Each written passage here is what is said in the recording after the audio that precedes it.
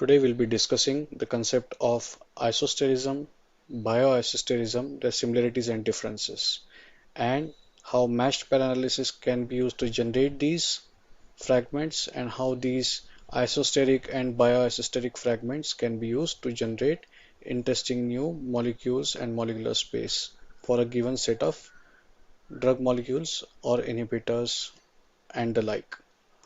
So let's try to understand this concept using a very well-known example, which is that of a Indian cricket team going to Australia.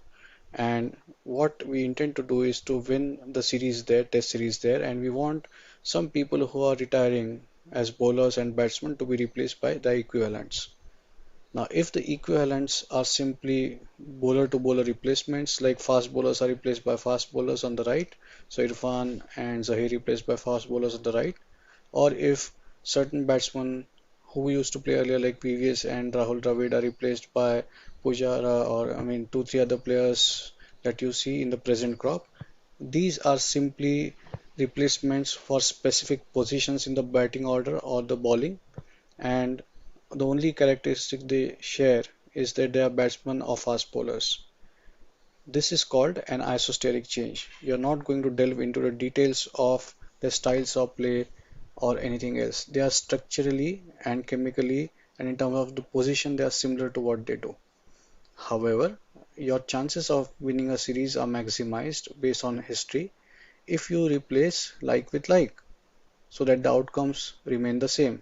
In this case, if the earlier series was a great boon to swing bowlers, medium or fast, then you ought to replace Zahir and Irfan with swing bowlers from the present, like Bhuvi and Sami, and not faster bowlers like Bumrah or Umesh or Ishant. Right? Similarly, if you thought that a great deal of middle order strength was given by VVS and Rahul Dravid, you would replace these by the equivalents like Cheteshwar Pujara or someone similar. You would not necessarily go for a Hardik Pandya or a Rishabh Pant unless you have another person with a similar batting style like Sehwag with great hand-to-eye coordination that you are trying to replace. So in this case, we are considering both the position and the style of play and very similar properties that would enhance the probability of success of playing bouncier pitches and faster pitches in Australia against tough bowling and batting opposition. This can be extrapolated to what happens in drug discovery. And if you start with a set of inhibitors, you can have a lot of replacements that are shown here, and these are the cores. And you can replace them at different positions just randomly. For example, here, right? You can take these and just replace them where it is R, or you could try to find out from literature or some other databases whether these replacements make sense from a biological standpoint of view. Do they retain the biological activity against the drug target? And if so, these are bioaesthetic changes for a given set of scaffolds.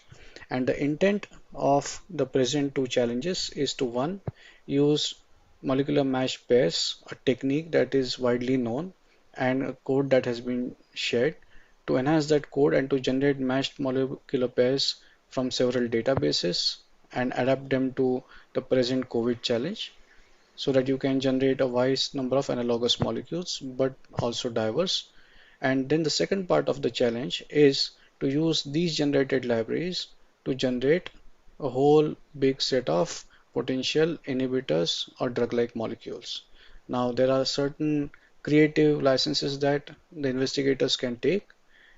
This is generation of bioassistic libraries for particular pathways, for particular proteins, for um, any other higher level molecular function.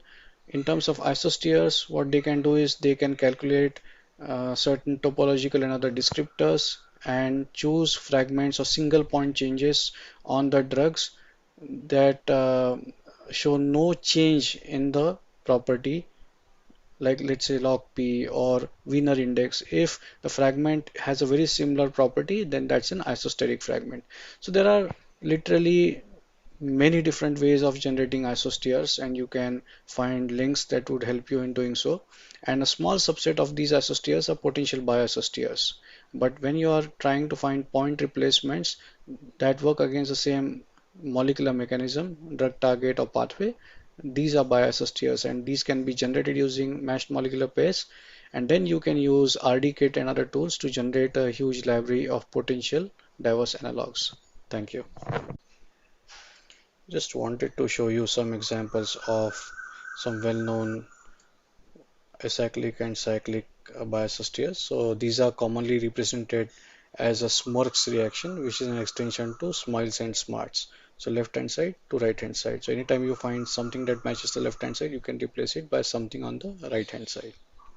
Right? We'll take some examples of ring bioassociators after this.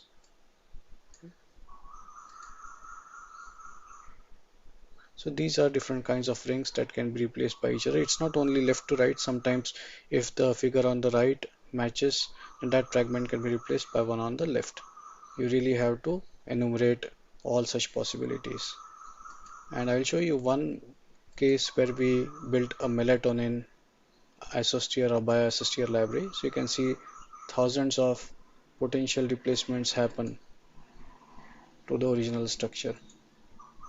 Now, not all of them might be useful, some of them might contain reactive groups and so on that you might have to replace.